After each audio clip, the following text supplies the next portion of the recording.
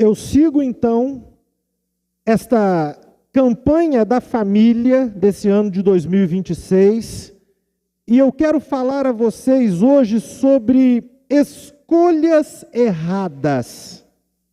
A culpa é de quem? Quero refletir com vocês sobre isso. Eu vou trabalhar um texto de Ezequiel com vocês. Antes, porém, de ir para este texto, eu gostaria de que nós olhássemos para uma cena do Evangelho de João, capítulo 9, versículos 1 a 3. Esses versos dizem assim: Enquanto caminhava, Jesus viu um homem cego de nascença. Seus discípulos perguntaram: Rabi, por que este homem nasceu cego? Foi por causa de seus próprios pecados ou dos pecados de seus pais? Jesus respondeu: Nem uma coisa nem outra. Isso aconteceu para que o poder de Deus se manifestasse nele. Até aqui apenas.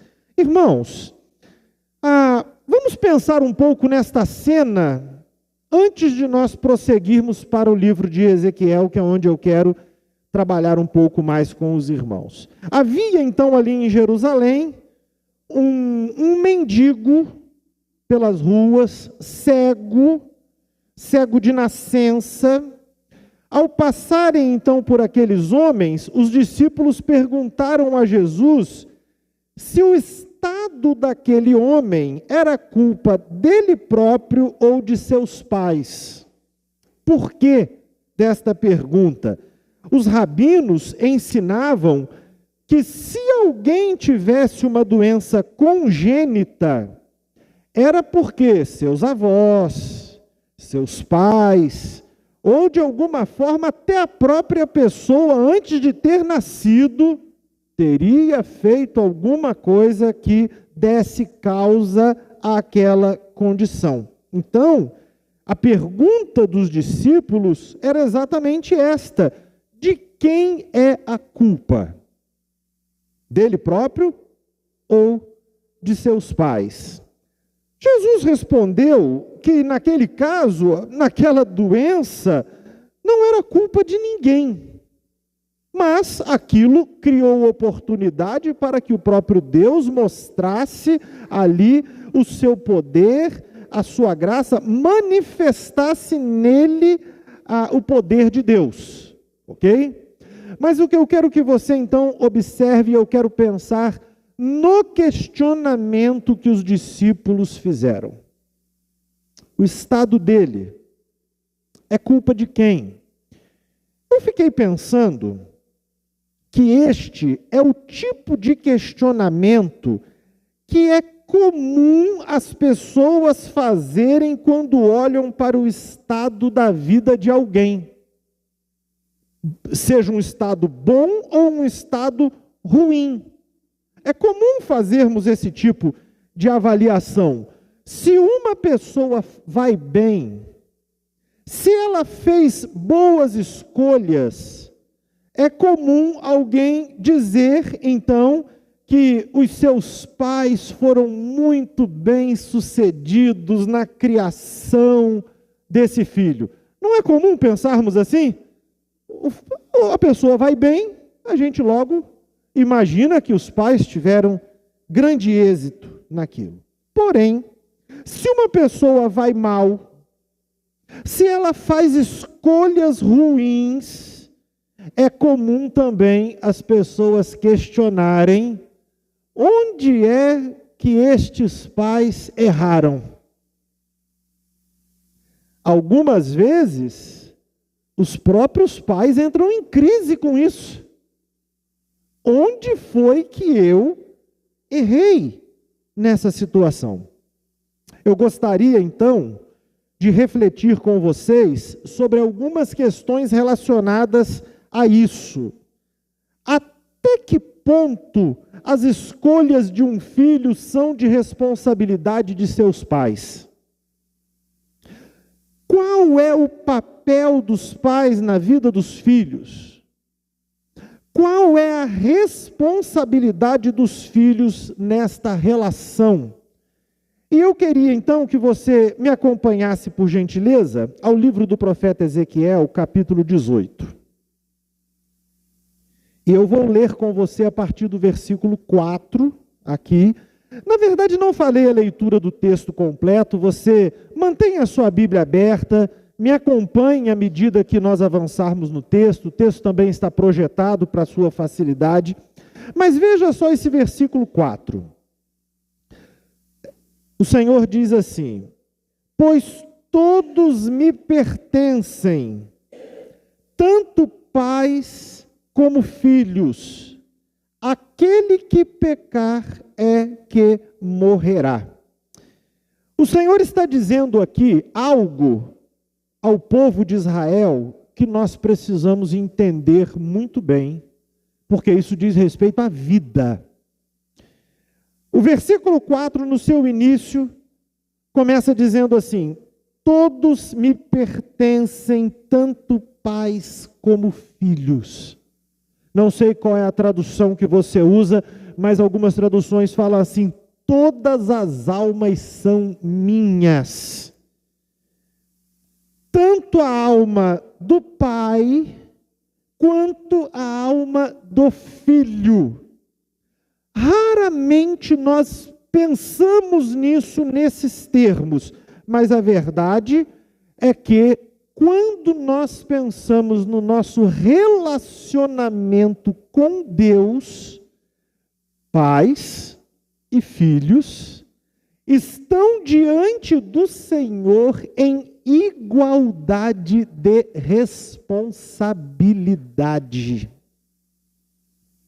Nós temos às vezes a tendência de nós olharmos para os nossos filhos e a gente pensa, talvez por conta de poder ter visto o desenvolvimento natural desde a infância, e a gente viu toda aquela questão da fragilidade, da imaturidade, e a gente às vezes olha para os nossos filhos sem nos darmos conta de que, num momento diante do Senhor, nós estaremos em igualdade de responsabilidade diante dEle.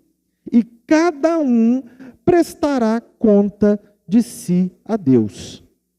Ainda que as consequências dos pecados dos pais possam ser sentidas pelos filhos, do ponto de vista da responsabilidade moral, cada um arcará com a sua própria responsabilidade. O pai responderá por si mesmo diante de Deus. E o filho responderá por si mesmo diante de Deus. Deus sempre pune apenas o culpado, jamais o inocente. Há completa individualização da responsabilidade diante de Deus. E então, no final desse versículo 4, então, é dito: aquele que pecar é que morrerá. Cada um, então, tem a sua própria responsabilidade em conhecer e fazer boas escolhas no curso de sua vida. E responderá por isso. E responderá por isso diante de Deus. O Senhor, neste capítulo 18 de Ezequiel, ele ilustrou essa situação no curso de 3 gerações hipotéticas. Você verá comigo aí a partir do versículo 5. Ele diz assim no verso 5: suponhamos que um homem seja justo e faça o que é certo e direito. E aí ele vai continuar destrinchando o que é isso. Ele tem uma série de práticas, mas em resumo, olha lá o versículo 9, por favor. Em resumo, o que ele está dizendo? que a prática desse homem é a seguinte: obedece fielmente a meus decretos e estatutos. Quem age desse modo é justo e certamente viverá, diz o Senhor soberano. Então veja você, imagine um homem, suponha que haja um homem correto, certo, temente a Deus, obediente aos estatutos e decretos do Senhor. O que o Senhor afirma a respeito desse homem? Versículo 9, a parte final dele: quem age desse modo é justo e certamente viverá, diz o Senhor, o soberano. Mas pense vocês na hipótese de que este homem, olha o versículo 10, que este homem tenha um filho, mas que o filho deste homem, ele seja ladrão ou assassino, e se recuse a fazer o que é certo. O versículo 10, versículo 11 diz que ele faz todas as maldades que seu pai jamais faria.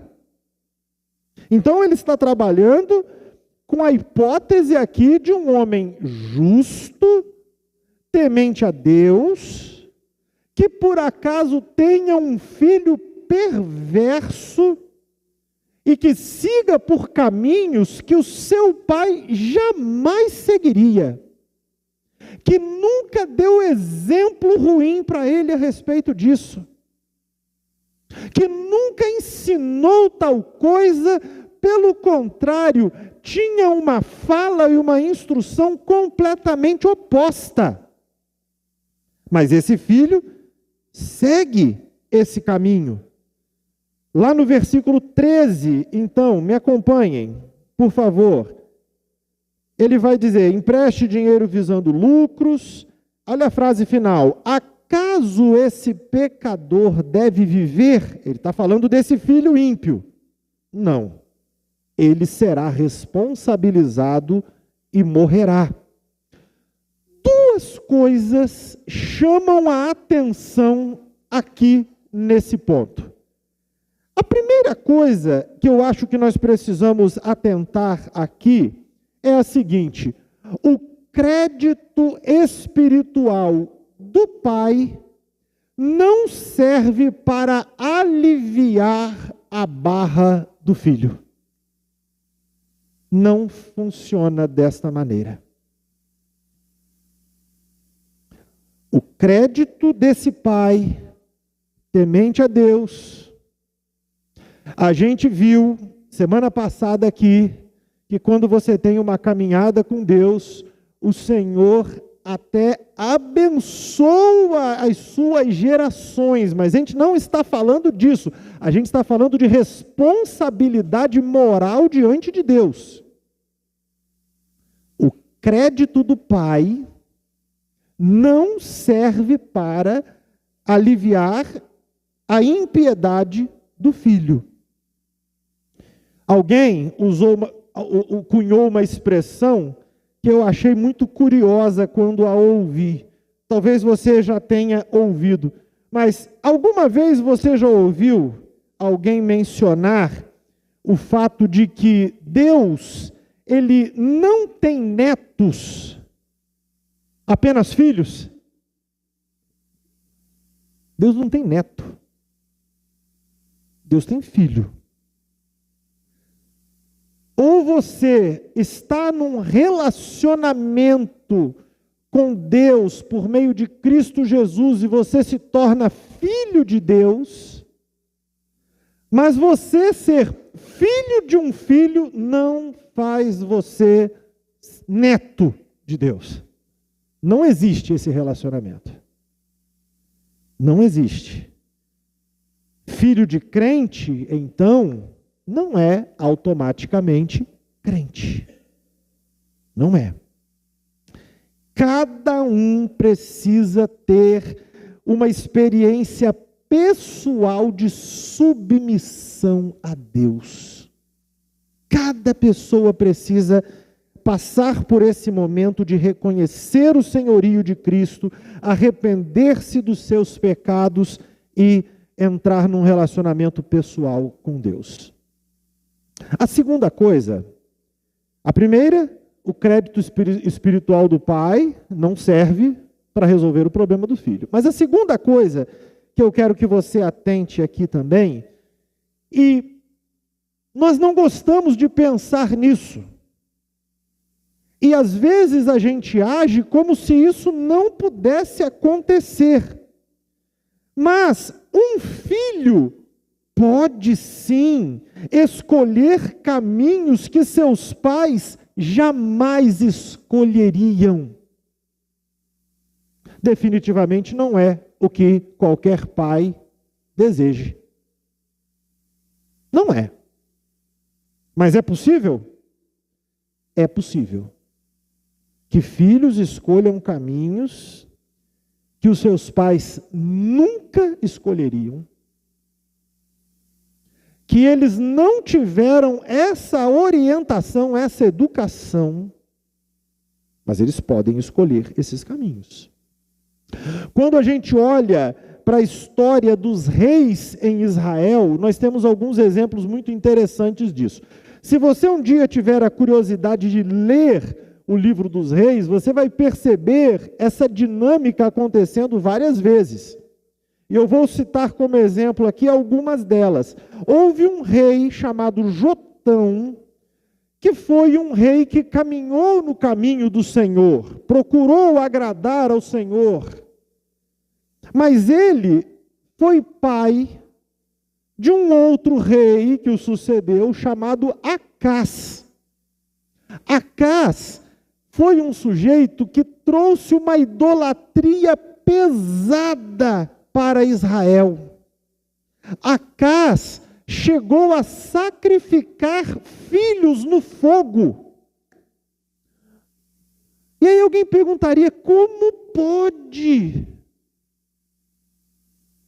Cresceu e foi instruído ali na casa de Jotão, seu pai, um homem reto, mas fez coisas abomináveis. Um outro rei em Israel, chamado Josias, ele foi quem reorganizou o culto a Deus. Estava esquecido. Ele promoveu um movimento de retorno, de restabelecimento do culto. Ele foi exemplar durante o seu reinado, mas seus filhos, Jeoacás, Jeoaquim, Zedequias, agiram mal e ignoravam, desprezavam os profetas que estavam pregando naquele tempo. Filhos de Josias, um rei que temeu ao Senhor, mas ele, aqueles rapazes ali, não. Finalmente, Ezequias, ele é considerado um dos reis mais justos de Israel. Mas ele teve um filho, chamado Manassés, que é reconhecido como o mais perverso de todos. Por que eu estou citando esses exemplos para vocês? E veja, o oposto também aconteceu. Reis ímpios, cujos filhos temeram ao Senhor. Mas o que eu quero que você observe isso? Essa dinâmica, é possível sim que um filho siga por caminhos que os seus pais nunca trilhariam. Eu sempre me lembro que o pai mais perfeito, lá no Éden, viu seus filhos se rebelarem contra a sua instrução. Viu seus filhos se rebelarem. Então nós entendemos que a fé e a obediência a Deus não são hereditárias. Não são. Elas envolvem sim as escolhas pessoais de cada indivíduo. Voltando lá para Ezequiel, então, continuando, não é? Ele falou sobre um pai justo, temente a Deus, e que, em hipótese, ele tivesse um filho perverso, que não seguiu no caminho que ele ensinou. Agora veja, ele vai continuar no versículo 14, trabalhando com a seguinte ideia, veja, suponhamos, porém, que esse filho pecador tenha, por sua vez, um filho que vê a perversidade do pai e decide não viver desse modo. Então, esse filho, que foi descrito como sendo ladrão e assassino, ele pode vir a ter um filho. E imagine você que esse filho veja a perversidade do pai e diga: eu não farei isso, não viverei dessa forma. Lá no versículo 17, ele vai dizer, no final do versículo 17, a segunda parte do verso, ele vai dizer assim: esse filho não morrerá por causa dos pecados de seu pai, certamente viverá. Ou seja, esse filho que não seguiu os caminhos maus do pai, ele não morrerá pelos pecados de seu pai. O pai morrerá pelos seus próprios pecados, pelas maldades que cometeu, por fazer o que era claramente errado. Mas isso, então, nos esclarece ainda sobre mais uma coisa. Os erros dos pais podem influenciar, de algum modo, a vida de seus filhos? Pode. Pode sim. Às vezes são consequências que precisam ser administradas. Pode até ter algumas marcas na vida, mas elas não determinam as escolhas de seus filhos. Podem influenciar? Podem, mas não determinam. O filho de uma pessoa temente a Deus pode ter certa vantagem sobre o filho de uma pessoa ímpia no que diz respeito à formação do seu caráter, mas ninguém está acorrentado à criação que recebeu. Se alguém, por acaso, sofreu com uma criação ruim, não está acorrentado a isso. O contexto familiar molda, sim, em algum grau, nosso comportamento, nossa personalidade, mas é perfeitamente possível que filhos construam sua própria forma de agir. Eu não sei como você pensa a respeito disso, mas talvez você mesmo olhe para a história dos seus pais e é possível que você reconheça alguns erros que eles tenham cometido, mas você decidiu: eu não vou permitir que essas coisas aconteçam na minha vida, na minha casa, no meu relacionamento com filhos, com cônjuge, não importa. Nós não estamos acorrentados a isso. Então alguém que, embora tenha sido filho de uma pessoa ímpia, mas se ele decide viver em obediência ao Senhor, ele não arcará com nenhuma responsabilidade de seus antepassados. Se você por acaso viu um ciclo ruim acontecer dentro de casa, você pode dizer assim: na minha família eu quero fazer diferente. E farei diferente. E você não carregará responsabilidades pelos erros, pelos pecados de seus pais. Então, esta passagem de Ezequiel deixa muito claro para nós que cada um será responsável por suas escolhas diante de Deus. E nós não podemos transferir essa responsabilidade para ninguém. Para ninguém. Cada um de nós fará as próprias escolhas e somos responsáveis pelas escolhas que fizermos. Mas aí a gente se pergunta, qual é então o papel dos pais na vida dos filhos? Eu quero pensar com você nisso, sobre isso. Os pais, eles servem como tutores dos filhos. Como tutores.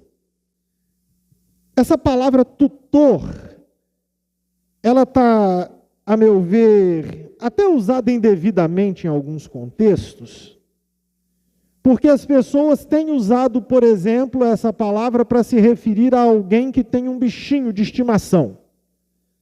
E você se coloca ali como um tutor. Eu penso que é equivocado esse olhar. Penso. Você é o dono responsável por aquele animal e será pela vida inteira. Ok? Mas quando nós falamos de filhos, um tutor é alguém que tem um papel temporário na vida. Os pais são tutores dos seus filhos, devendo ensiná-los, conduzi-los pelo caminho, até que eles estejam prontos para conduzirem as próprias vidas. E conduzirão. E os pais devem preparar os filhos para que cheguem a este ponto da vida onde eles precisarão conduzir a própria caminhada. São tutores. São eles, então, que devem ensinar aos filhos a instrução do Senhor e ensiná-los a amar o Senhor. Olha para Deuteronômio, capítulo 6. Esse texto é bem conhecido. Eu quero ver os versículos 5 a 8 apenas com você. Eles dizem assim: ame o Senhor, o seu Deus, de todo o seu coração, de toda a sua alma e de toda a sua força. Guarde sempre no coração as palavras que hoje eu lhe dou. Repita-as com frequência a seus filhos. Converse a respeito delas quando estiver em casa e quando estiver caminhando, quando se deitar e quando se levantar. Amarre-as às mãos e prenda-as à testa como lembrança. Verso 9. Escreva-as nos batentes das portas de sua casa e em seus portões. Os pais, eles são tutores dos filhos, que devem ensinar aos filhos a instrução do Senhor. E devem, com seu próprio exemplo, ensinar os filhos a amar o Senhor, conforme ele diz aqui, de todo o coração, de toda a sua alma, de todas as suas forças. Temos um tempo para ensinar isso a eles. São os pais também que devem exercer e prover limites para os filhos e ajudarem os filhos a controlarem os impulsos da natureza humana pecaminosa. Os pais haverão de ensinar os filhos a ter autocontrole, a se refrearem. Veja o texto de Provérbios. Provérbios capítulo 29. Versículo 15, ele diz assim: A criança que é corrigida se torna sábia, mas o filho indisciplinado envergonha sua mãe. Eu gosto de uma tradução que, em vez de falar de filho indisciplinado, ele usa a expressão assim: a criança entregue a si mesma. A criança que não tem limites cresce tola. Se tornará um adulto tolo, que não sabe se refrear, que é dominado pelos impulsos. Então os pais são responsáveis por exercer limites, ajudar os filhos a desenvolverem autocontrole. A natureza humana pecaminosa, a gente às vezes age como se não fosse assim, mas ela faz parte de qualquer ser humano, até mesmo das crianças. Eu sempre falo a pais o seguinte: tem certas coisas que você acha engraçadinho hoje quando ela tem 2 aninhos, mas quando ela tiver 15, será uma tragédia na sua casa e onde estiver. São os pais que devem exercer esse trabalho de ajudar os filhos a se autocontrolarem. Eu perdi a conta das vezes que eu disse para o meu filho: você quer chorar? Você está aborrecido? Você pode chorar, mas por favor, vai lá para o seu quarto, chora lá, sem gritar aqui, sem fazer qualquer tipo de alarde. A hora que você desabafar, que você tiver com seu coração aliviado, você volta. Mas vocês, quem já lidou com criança, sabe que muitas vezes o que a criança está precisando? Público. Não tem muita graça você chorar sozinho. Acolhimento, que é uma palavra da moda hoje, não significa deixar a criança a reboque dos seus descontroles. Os pais devem ensinar os filhos a lidar com as emoções, com a frustração. Faz parte disso. A pior coisa que pode acontecer é uma criança entregue a si mesma. Então é responsabilidade dos pais. Mas na medida em que crescem, eu quero que você olhe comigo lá, por favor, Efésios capítulo 6. Efésios capítulo 6, versículo 4. À medida em que crescem, os pais devem educá-los com a disciplina e a instrução do Senhor. Pais, não tratem seus filhos de modo a irritá-los. Antes, eduquem-nos com a disciplina e a instrução que vem do Senhor. Os filhos vão crescer. Vão crescer.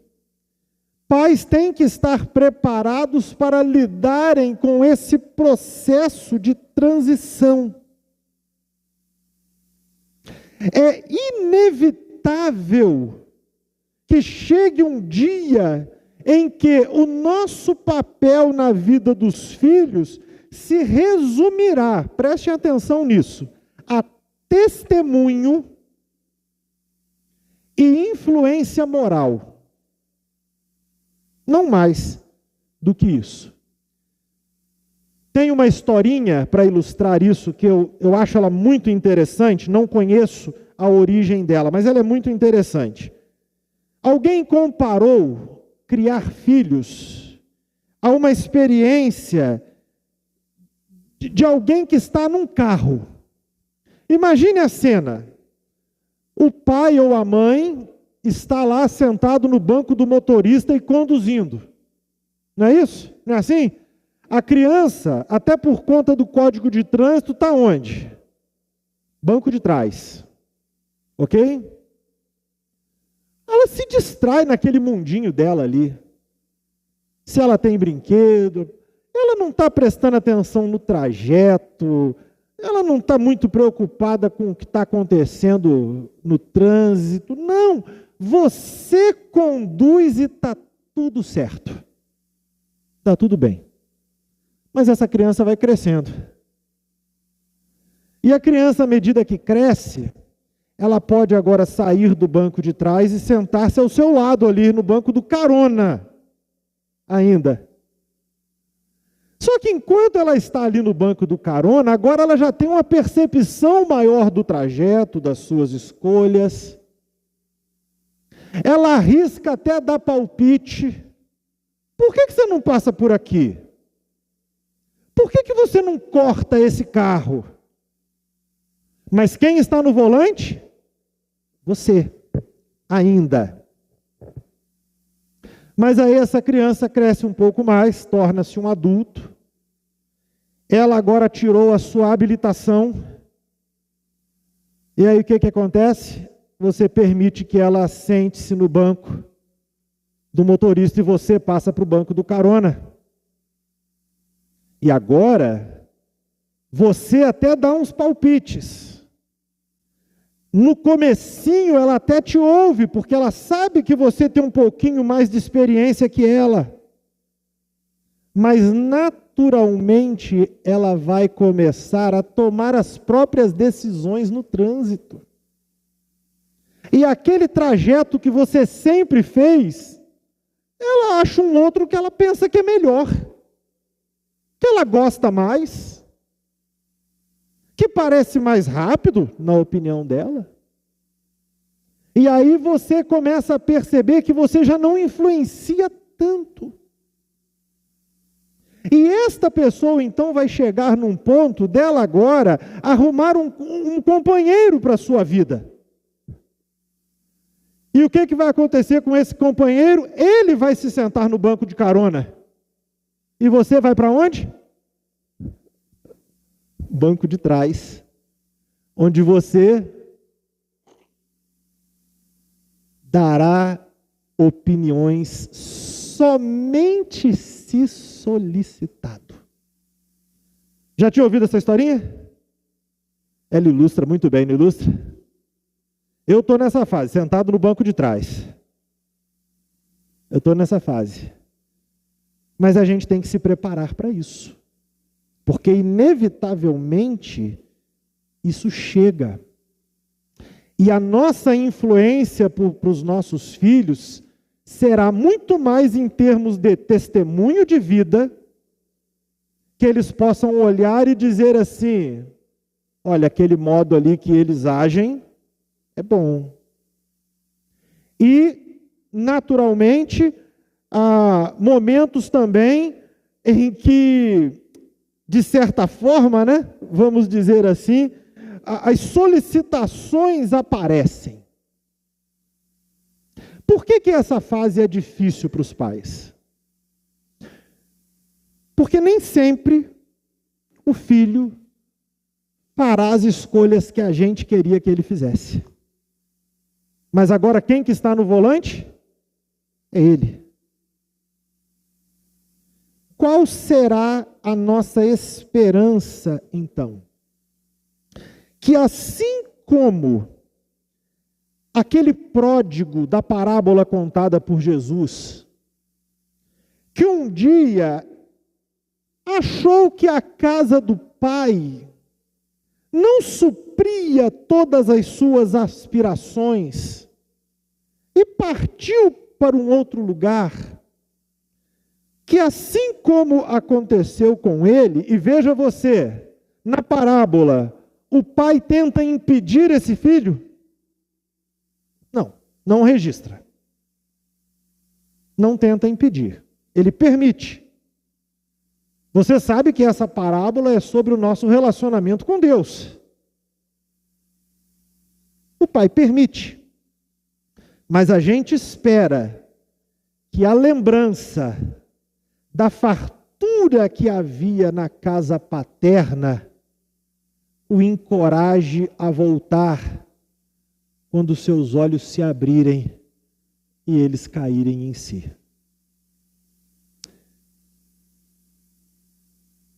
Como pais, nós não podemos ser negligentes em relação ao papel que temos na vida dos filhos, mas nós devemos estar conscientes de que esse papel vai mudando à medida que eles crescem. Se os seus filhos ainda são pequenos, empenhem-se em prover para eles instrução do Senhor e treinar o coração deles para que tenham domínio próprio.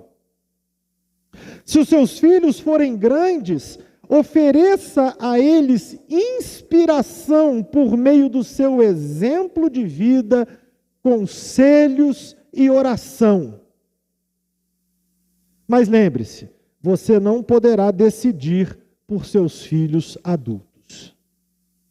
Mas tem uma outra pergunta aqui, muito pertinente ainda, sobre esse relacionamento, que é o seguinte: e qual é a responsabilidade dos filhos nesta relação?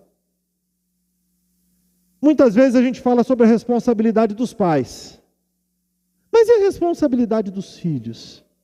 Me acompanhe, por favor, até Provérbios capítulo 1. Porque Provérbios capítulo 1, versículos 8 e 9, nos falam a respeito da responsabilidade de ouvir. Veja que é um apelo a um filho. Olha o versos 8 e 9. Meu filho, preste atenção à correção de seu pai e não deixe de lado a instrução de sua mãe. O que aprender com eles será coroa de graça em sua cabeça e colar de honra em seu pescoço. Ele não está se dirigindo aqui a um filho ainda criança, mas a um filho crescido. Crianças não têm opção de se submeter ou não. Óbvio, os pais impõem a obediência às crianças pequenas. Isso faz parte do pátrio poder.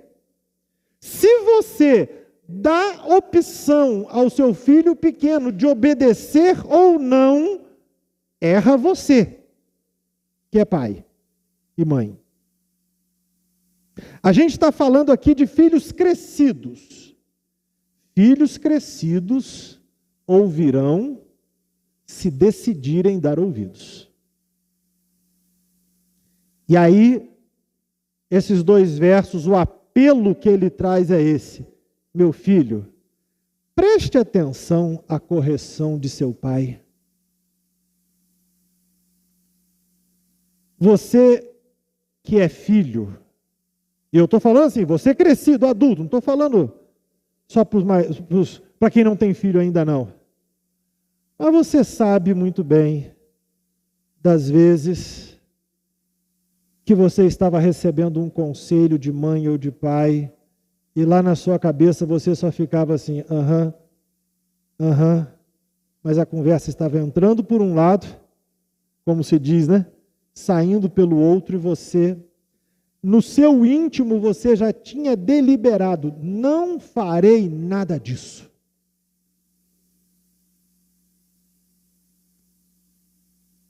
Aí o apelo é esse: preste atenção à correção de seu pai, não deixe de lado a instrução de sua mãe, porque o que você aprenderá com eles trará graça e honra sobre a tua vida.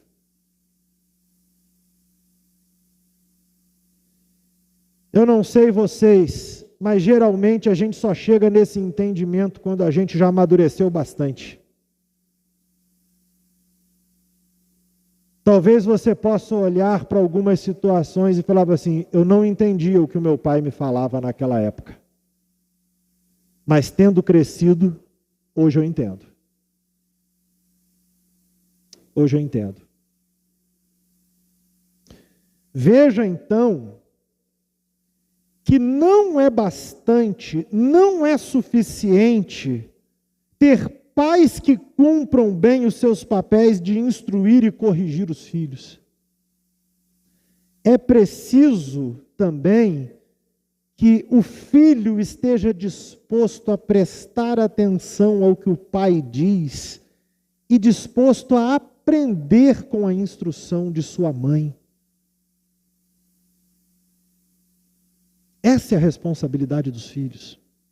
É preciso que os filhos tenham, na expressão que Jesus utilizou várias vezes no Apocalipse, ouvidos para ouvir. Quem tem ouvidos para ouvir, ouça. Porque a pior coisa que pode acontecer com o filho é ele passar por essa vida desprezando tudo aquilo que poderia servir para o seu amadurecimento, para o seu crescimento. Filhos que ouvem seus pais colherão graça e honra em seu caminho. Para finalizar, voltem lá a Efésios comigo, capítulo 6, agora os versos 1 e 2. Onde filhos são instados a obedecerem e honrarem aos seus pais. Filhos, obedeçam a seus pais no Senhor, porque isso é o certo a fazer. Honre seu pai e sua mãe. Esse é o primeiro mandamento com promessa. Quando sob a autoridade paterna, quando você está ainda sob a autoridade dos seus pais, residindo na casa dos seus pais, o seu dever, especialmente se você é um cristão, é obedecer aos seus pais. Sejam obedientes. Isso é o certo a fazer. Isso é o certo a fazer. Mas quando você crescer e adquirir autonomia, essa expressão se traduz, esse honrar se traduz em amor e em respeito, em consideração. E este é o dever dos filhos, ainda que reconheçam que os seus pais possam ter cometido falhas no processo. O cumprimento desse princípio resultará em bênçãos. Há promessas do Senhor relacionado a isso. Então, pais, lembrem-se disso, pais devem zelar por sua responsabilidade enquanto tutores dos seus filhos, entendendo que o seu alcance e responsabilidade tem um limite. Então aproveite o tempo. Aproveite o tempo que você tem, onde a sua influência ainda é grande sobre os seus filhos. E filhos, entendam que vocês são responsáveis pelas escolhas que farão, mas podem obter melhor discernimento se aproveitarem o que os seus pais podem lhes oferecer de sabedoria, de conselho, de direção. Amém, queridos? Vamos orar?